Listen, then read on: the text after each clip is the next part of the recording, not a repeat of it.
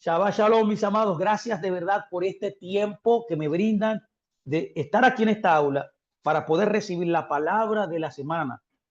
Estamos estudiando en esta semana la porción Trumá, una porción de la Torá que comprende del libro de Éxodo 25:1 al 27:19, donde habla acerca del tabernáculo, de la edificación del tabernáculo, de todas sus partes, de todos sus mobiliarios. Es una descripción profunda, detallada de cada cosa que Dios estableció en el tabernáculo. Note que el tabernáculo fue dado basado en un modelo celestial. Dios llama a Moisés y le dice, mira, construye el tabernáculo basado en el diseño que te muestra. O sea, se construye el tabernáculo no basado en modelos humanos. Se construye el tabernáculo basado en el diseño de Dios. Note, por favor, que el que construye el tabernáculo somos nosotros, no Dios. Por tanto, debemos hacer un esfuerzo personal porque lo que Dios estaba tratando de decir no era espiritualmente hablando, que es el concepto que él trata aquí, aunque era una tienda temporal movediza, lo que Dios estaba hablando espiritualmente, literalmente, era de nosotros, Señor. En otras palabras, mi amado y mi amado, usted debe construirse a sí mismo basado en el diseño de Dios.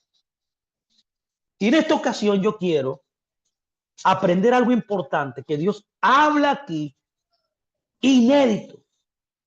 Note por favor que este pueblo estaba siendo esclavo por muchos años, 230 años exactamente. Dios los liberta, los lleva al desierto y ahí en el desierto lo hace prisionero de esperanza. Él concerta un convenio, se casa con ellos, le entrega la constitución de su reino y ellos comienzan entonces a caminar en eso. Ahora bien, en ese proceso Dios dice lo siguiente en el capítulo 25 de Éxodo 1:2, que es lo que quiero decir hoy, hablar hoy. Él le dice, Dios habló a Moisés y le dijo, habla a los hijos de Israel y que tomen una porción separada para mí. Óigame bien, y que de todo aquel cuyo corazón lo motive tomarán mi porción separada. Escuche por favor estas palabras son grandes. ¿Le interesa a Dios que tú des? Sí, le interesa. ¿Le interesa a Dios que tú seas dadivoso? Sí, le interesa. ¿Quiere Dios o necesita Dios cosa tuya? Sí. Hay gente que todavía no le entra esto bien. Mucha gente se le convirtió la mente solamente, pero no es un bolsillo, como dice un gran predicador. ¿Por qué? Porque rehúsan. Inclusive hay gente que se siente mal cuando se habla de esto, del dinero. Yo he dicho miles de veces que de lo que más se habla en la escritura es de dinero. Bueno, a lo único que Dios le llama un señor, aparte de él, es al dinero. El dinero tiene un poder detrás que te controla. Y lo que te controla fuera de Dios se convierte en uno que sustituye la preeminencia de Dios. Ahora, ¿cómo yo sé que Dios es preeminente en mi vida? Bueno, uno de ellos es cuando yo puedo dar. Cuando yo a ese dinero hago lo que Él me ordenó que yo haga. Aquí hay un mensaje directo. Note, por favor, que Dios le dice a su siervo Moisés que le hable a los hijos. Esto es un mensaje para los hijos. Solamente un hijo libre, un hijo que ha sido liberado, como vamos a ver, es el único que puede dar. Entonces, eso, el dar, literalmente, y esta es una de las primeras enseñanzas que usted puede llevarse en el día de hoy. El dar me enseña a mí que yo soy una persona libre. Contrario, el que no da, inmediatamente ya tú puedes saber que no está libre todavía, que le falta ser liberado. Le falta ser liberado de esa área. Por eso literalmente él le dice a los hijos, mira, a los hijos que tomen una porción separada de mí. No dice la totalidad, no dice todo el dinero, todo lo que tienen. No, no, no, no, no. Él dice una porción. Una porción. ¿Por qué? Porque esa gente salieron de Egipto con finanzas, con dinero. Ellos fueron remunerados por tantos años de esclavitud que cuando salieron Dios sabía todo esto y le dijo al pueblo, pídanle sobre las riquezas a los egipcios. Y ellos fueron e hicieron lo que Dios le dijo. Y ahí recibieron alhajas, recibieron oro, recibieron piedras preciosas, recibieron finanzas, mi amado, para ese viaje y al proyecto que ellos se iban a embarcar de crear una nación. Yo lo sabía que para poder levantar cualquier iniciativa que venga de Dios, se necesita finanzas, señores, dinero. Dios no lo sabía eso. Por eso Dios establece estos principios, le dice que le pida dinero a los egipcios y así salieron ellos. Y cuando llega el momento de construir el tabernáculo, que era la morada de Dios en medio del pueblo, lo primero que Dios hace es que le dice a los hijos de Dios, mira, de lo que recibieron, que ellos separen una porción para mí. Note por favor la palabra para mí. Esa porción que usted va a sacar no le pertenece. Le pertenece a Dios conforme a la Escritura. Mire cómo Dios le llama. Una porción separada para mí. Ahora bien, él dice algo increíble aquí. Él dice, de todo aquel cuyo corazón lo motive. ¿Por qué el corazón? ¿Por qué Dios quiere tu corazón? Porque es desde el corazón que hay que sacar esta ofrenda separada para Dios que le pertenece a Él. La palabra corazón es interesante. Usted tiene que estudiarla. Yo quiero darle una breve explicación simplemente, pero es un reto estudiarla. Es la palabra hebrea lev. La palabra hebrea lev, cuando usted la estudia, ya yo le he explicado varias veces esto, son tres palabras hebreas, tres consonantes. Una de ellas tiene que ver con las manos, que representa las acciones que usted hace. Una tiene que ver con los ojos, que tiene que ver con lo que mira, con lo que cree. Y una tiene que ver con la cabeza, que representa autoridad. Entonces se puede definir corazón literalmente como lo que dentro de ti, lo que está dentro de ti, tu autoridad, es el fluir de lo que haces, lo que piensas, lo que crees y lo que dices. Eso es corazón. Es una autoridad interior que regula todo el accionar humano. Eso es el corazón. Por eso Dios quería que si Él tenía tu corazón, lo tiene todo tuyo. Porque del corazón, como dice la Escritura, emana la vida. Por eso dice, de todas cosas guardadas, guarda el corazón. Porque es de ahí donde fluye todas tus acciones, todas tus palabras, todos tus pensamientos. Tus acciones están cimentadas en la estructura interior que tú tienes. Y ese es el corazón. Entonces, si te motiva lo que está dentro de ti, si Dios está dentro de ti, sabe Dios que te va a motivar. Por eso Él dice, de todo aquel cuyo corazón lo motive, tomarán mi porción separada. Mi porción, no le dice su porción, sino mi porción, porque esa porción es de Dios. ¿Qué hace Dios entonces? Lo que Dios está haciendo es que te confía lo que le pertenece a Él para que si tiene tu corazón, también tú le devolverás lo que le pertenece a Dios. Por esa razón, que el que hace, no entrega la porción que le pertenece a Dios, se convierte en un ladrón. Literal. Es por eso que quiero ahora, luego de esta introducción, poder comenzar esta charla. Mire, nuestra porción marca un punto de inflexión, para que usted entienda, en la relación entre los israelitas y Dios. Aparentemente lo que era nuevo era el producto. ¿Qué era el producto? El santuario, que era la casa transportable donde la presencia de la divinidad residía mientras el pueblo viajaba, migraba a la tierra prometida. Pero hay que decir que podemos decir que más que el producto, lo más importante es el proceso. Note bien esta palabra, esta frase. Lo que importa no es el santuario en sí mismo, sino el proceso de construirlo. Resumido en la palabra que da nombre a esta porción de esta semana llamada Trumá, que significa un regalo, significa una ofrenda y significa una contribución. Tú estás aquí, en otras palabras, mi amado, para dar una contribución. La paracha nos dice algo muy profundo, mis amados, que estoy analizando. Es el hecho de dar. Y el hecho de dar confiere, escúchame por favor, dignidad. Recibir no te da dignidad. Lo que te da dignidad es dar. Hasta ese momento, déjeme darle cuerpo a este contexto para que usted pueda entender lo que estoy tratando de decir. Hasta ese momento, los israelitas habían sido receptores. Todo lo que habían hecho era recibir y recibir y recibir y recibir. Virtualmente todo lo que experimentaron había sido dado por Dios, como usted se lo sabe. Número uno, Él los redimió de Egipto, los libertó de la esclavitud. Número dos, los condujo por el desierto. Número tres, en el proceso de transicionarlo al desierto, abrió el mar. Cuando tuvieron hambre, número cuatro, le dio comida, les dio alimento, le dio codornices. Cuando tenían sed, le dio agua.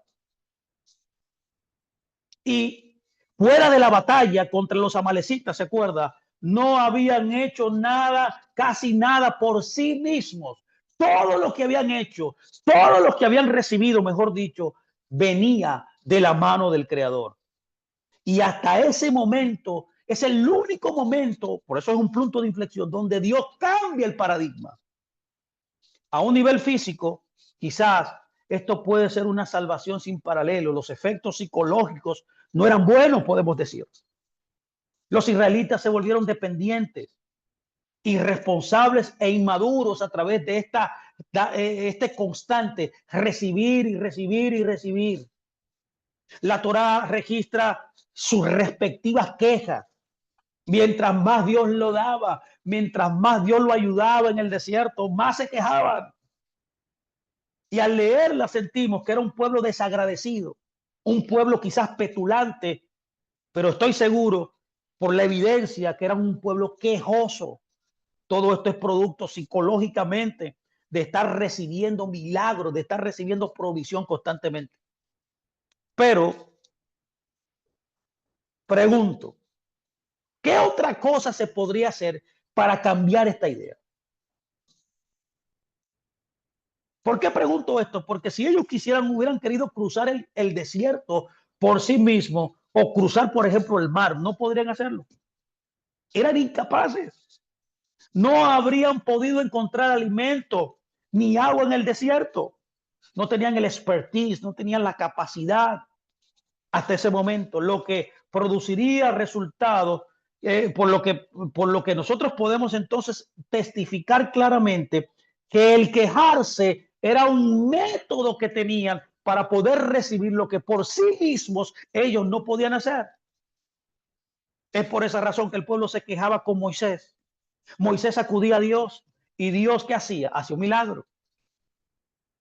El resultado era que desde la perspectiva del pueblo, desde el Evangelio según San Yo, el quejarse funcionaba. Es igual que un niño pequeño, que cuando tiene hambre, el único mecanismo que tiene, no puede hablar, no puede caminar, no puede él mismo prepararse su leche, el mismo niño lo único que hace es gritar. Y cuando ya una madre ve que su hijo está gritando, ¿qué pasa? Va a ella y le da el seno. Y ahí el niño se calla, porque ahí está recibiendo, a través de la queja, del lloro, recibe la leche materna. Es lo mismo con el pueblo de Israel. Pero ahora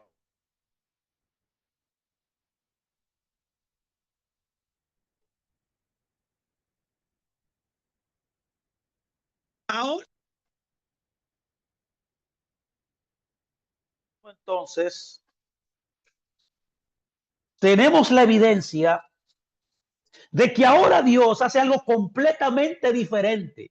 Porque para poder recibir un resultado diferente, necesitamos que, mis amados, hacer algo completamente diferente. Inclusive Dios sabe esto.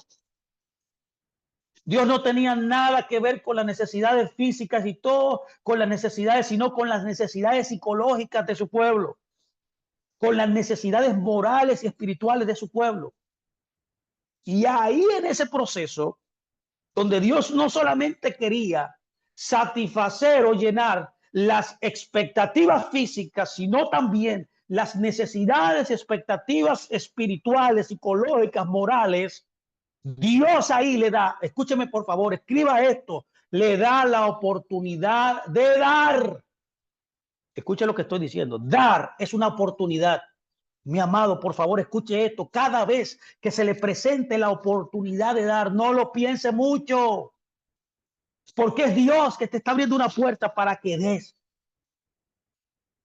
Ya que uno de mis recuerdos, quiero decirlo, yo me crié, gracias a Dios,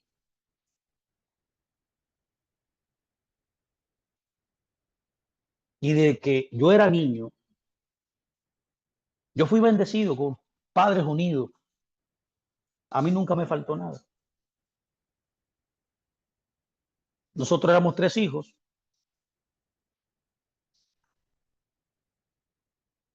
y Dios, gracias a mi padre, siempre,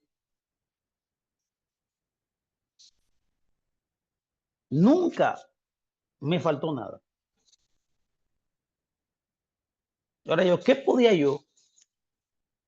yo podría hacer para yo mostrarle mi gratitud a ese padre, a esa madre, que todo lo que nosotros necesitamos desde que éramos niños, inclusive hasta ahora, nos han ayudado de una manera desinteresada?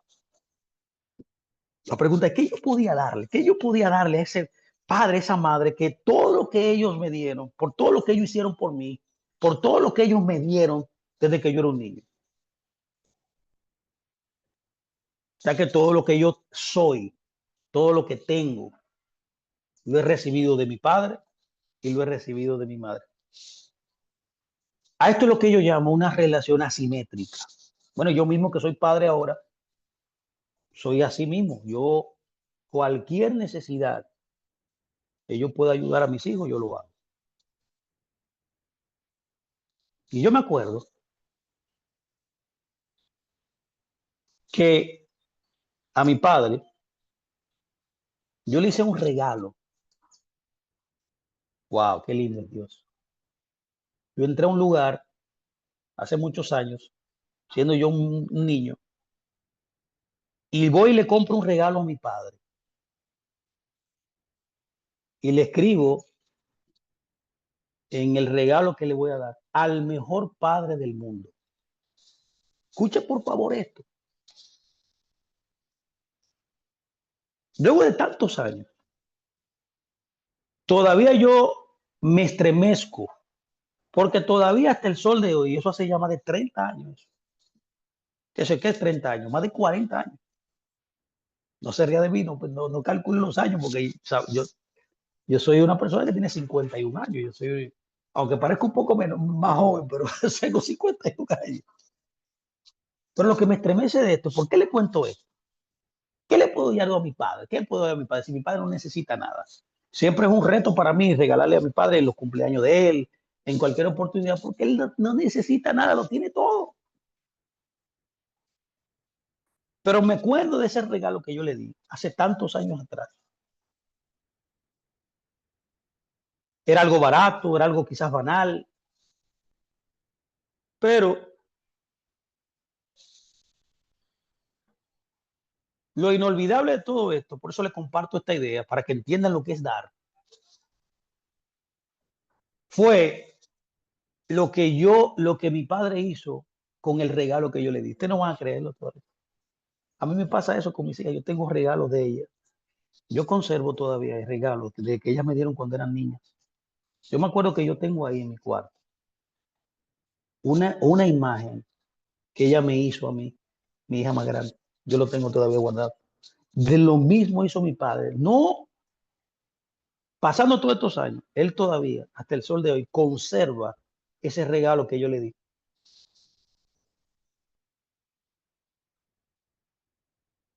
Yo no puedo recordar lo que él me dijo ese día. Yo no puedo ni siquiera saber si sonrió, si le gustó, no sé ninguna expresión que él tuvo, pero lo que yo sé es que todavía, hasta el sol de hoy, él lo tiene.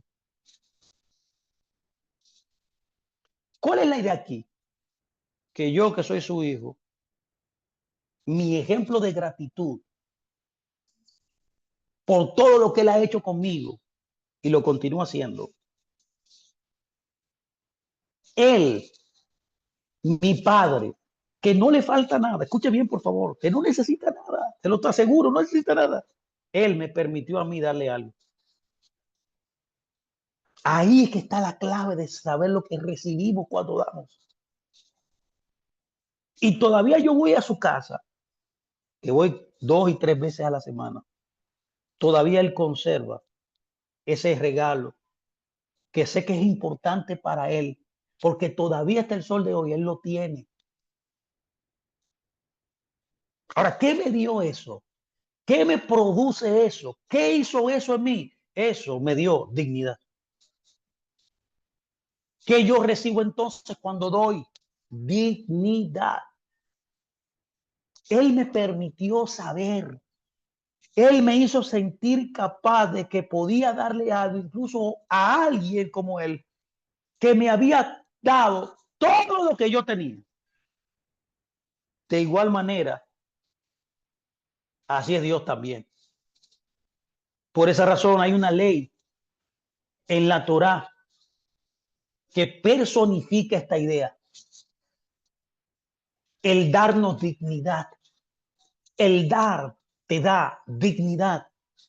Incluso, dice la ley, incluso una persona pobre, escuche por favor, que depende de la sedacá, está obligada a dar sedacá a otra persona. Escuche por favor la ley de la Torá. Incluso una persona pobre que depende de la sedacá está obligada a dar sedacá a otra persona. Cuando yo veo esto y escucho esta ley, a veces uno se pone a quizá a pensar, esto parece como irracional. ¿Cómo puede ser que una persona pobre deba darle a otra persona en su propia pobreza? Bueno, esta es la ley de la Torá, Dios sabrá por qué esto estableció eso, pero la realidad es que esto no tiene como sentido.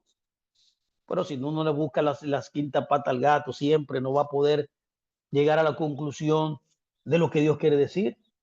Que aunque esto no tenga sentido, ¿por qué una persona que depende de la caridad está obligada a dar caridad? Esa es la pregunta que debemos buscar. ¿Por qué es esto si esto está permitido en la Torá? Bueno, es que el principio de Sedacá, sin lugar a dudas, es el que tiene más de lo que se necesita darle a quien tiene menos de lo que necesita. El principio de Sedacá, sin duda, es que el que tiene más de lo que necesita debe darle a quien tiene menos de lo que necesita. Y por definición, alguien que depende de la Sedacá no tiene más que lo que necesita. Alguien que depende de la Sedacá, por default, se entiende que no tiene más de lo que necesita. Sin embargo, la verdad es que la sedacá no se dirige solo a las necesidades físicas de una persona, sino también a su situación psicológica. El dar representa una integralidad en la vida de un ser humano. Es por esa razón que necesitar y recibir sedacá, de acuerdo con una de las ideas más profundas de la Torá, es algo inherentemente humillante. Sí, y como decimos nosotros cuando recitamos esta oración emblemática, que usted necesita declararla todos los días de su vida, y es el Birkat Hamazon. ¿Qué dice el Birkat Hamazon? Mire qué dice. Dice, por favor, Dios nuestro, escuche bien la oración, no nos hagas depender de regalos, no nos hagas depender de préstamos de otras personas, sino tan solo de tu propia mano, tu mano abierta, plena, sagrada y generosa, para que no suframos nunca vergüenza ni humillación. Esto decimos nosotros en el Birkat Hamazon. Esto parece que es humillante. Debo saber también usted que muchas de las leyes de la Sedacá reflejan esta idea, tal como el hecho de que es preferible que el dador no sepa a quién se le da y el receptor tampoco sepa de quién lo recibe. Esto es para guardar la dignidad de esa persona. Y de acuerdo con un famoso dictamen, por ejemplo, de Maimónides, él enseña en las leyes del dar que el mayor nivel de sedacá es fortalecer a un hijo de Dios y darle un regalo, un préstamo y formar con él una sociedad o encontrarle un trabajo hasta que se fortalezca lo suficiente para no tener que pedir ayuda a los demás para su manutención. Este es el mayor nivel de dar que hay. Y esto no es en absoluto caridad en el sentido convencional. Es encontrarle a alguien un empleo, es encontrarle a alguien una ayuda o ayudarlo a comenzar un negocio. Ahora la pregunta es, ¿por qué esta es la forma más elevada de darse de acá? Y la respuesta es la misma que estamos hablando desde ahorita. Es que eso le devuelve a esa persona dignidad. Alguien que depende de la sedacá tiene necesidades físicas y esas deben ser atendidas por otra persona o por la comunidad.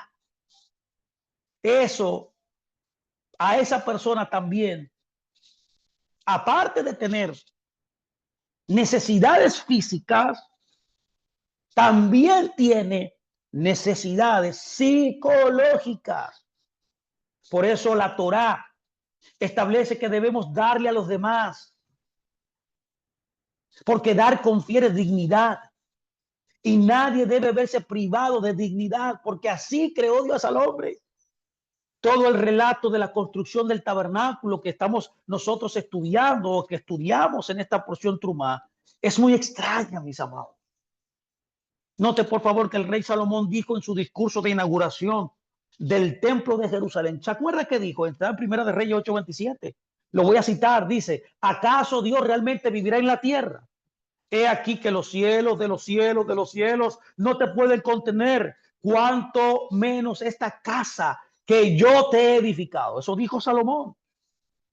Si esto se aplica al templo con toda su gloria, cuanto más respeto al Mishkan, que era un pequeño santuario transportable hecho de vigas, hecho de telas que podía ser desmantelado cada vez que el pueblo debía partir y irse a otro lugar, acampar en otro lugar y volverlo a armar en el lugar que llegaba nuevo.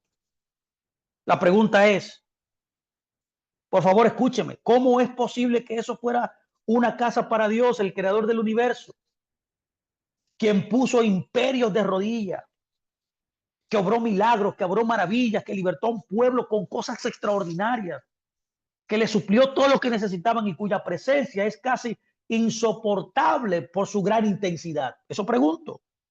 Sin embargo, cuando analizamos todo este tema, pienso que de una forma pequeña, pero de una forma muy humana, lo que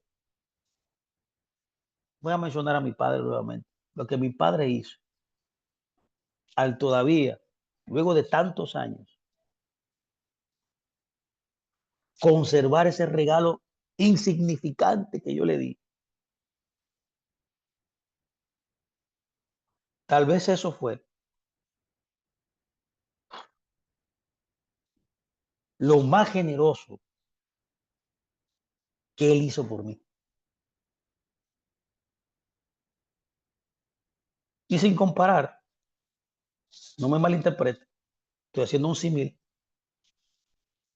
sin comparar, fue lo mismo que Dios hizo como algo inédito cuando le permitió, le dio la oportunidad, le dio el privilegio a los israelitas que le llevaran ofrendas y que de esa manera construyeran una especie de casa para que la presencia divina, un acto de inmensa y paradójica generosidad. Eso también nos dice algo muy profundo sobre las ideas que están en este libro maravilloso que es la Torá. Dios quiere, por favor, escúcheme esto aquí, por favor, lléveselo en su mente hoy. Dios quiere que tengamos dignidad. No nos hemos corrompido por el pecado original. No somos incapaces de hacer el bien sin la gracia divina. La fe no es mera sumisión. Fuimos creados a imagen y semejanza de Dios. Somos sus hijos, sus embajadores. Somos su esposa y somos también sus mensajeros. Él quiere no solo que recibamos, sino también que demos. Él no quiere que nosotros retengamos nuestra mano, sino que abramos nuestra mano y satisfazcamos las necesidades de los demás. Él está dispuesto a vivir en la casa que construimos para Él. Y por más humilde que sea y pequeña que sea, Él quiere traer dignidad a nuestras vidas. Y esto queda aludido en la palabra que da nombre a esta porción que hemos estudiado, Truma. Esta palabra generalmente se traduce como una ofrenda, una contribución, pero en verdad significa algo que elevamos. Escucha bien, por favor, qué significa. Algo que elevamos. La paradoja de dar es que cuando levantamos algo para darle a otro, cuando levantamos algo, apartamos algo para darle a Dios, cuando damos algo apartamos algo para darle a otro, nosotros mismos, en esa acción y privilegio de dar, nos elevamos nosotros. Cada vez que usted satisface necesidad de alguien, cada vez que usted da lo que debe dar, se eleva. Y creo que lo que nos eleva en la vida, escúcheme por favor, no es lo que recibimos, sino lo que lo eleva a usted. Lo que me eleva a mí es lo que damos. No dice la escritura claramente que lo único que Dios hace es dar. Su posición exaltada, elevada, se manifiesta en dar. Bueno, lo dice el verso más famoso de la escritura, Juan 3:16.